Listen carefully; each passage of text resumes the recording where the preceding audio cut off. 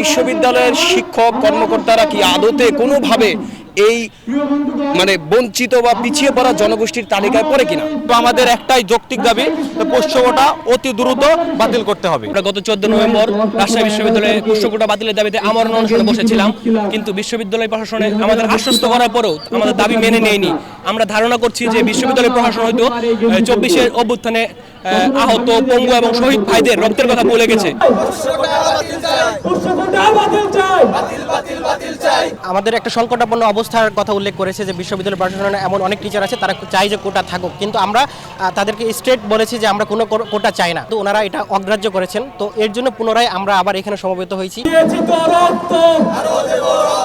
সময়ের সাথে সাথে মুক্তিযুদ্ধ কোটা এমনি হারিয়ে যাচ্ছে, কিন্তু এই পোষ্য কোটা যদি এই প্রশাসনের আন্ডারে, এই সরকারের মাধ্যমে যদি বাতিল না হয়, তাহলে আমি মনে করি রাজশাহী বিশ্ববিদ্যালয়ে আমি বেঁচে থাকা পর্যন্ত, এই প্রশাসন বেঁচে থাকা পর্যন্ত, বা বাংলাদেশ বেঁচে থাকা পর্যন্ত, রাজশাহী বিশ্ববিদ্যালয় বেঁচে থাকা পর্যন্ত কখনো পোষ্য কোটা বাতিল হবে না।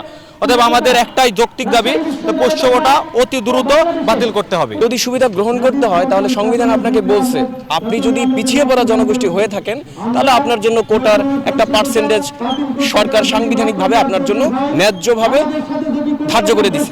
এখন প্রশ্ন হচ্ছে, বিশ্ববিদ্যালয়ের শিক্ষক কর্মকর্তারা কি আদতে কোনোভাবে এই বঞ্চিত বা পিছিয়ে পড়া জনগোষ্ঠীর তালিকায় পড়ে কিনা? উত্তরটা হচ্ছে না।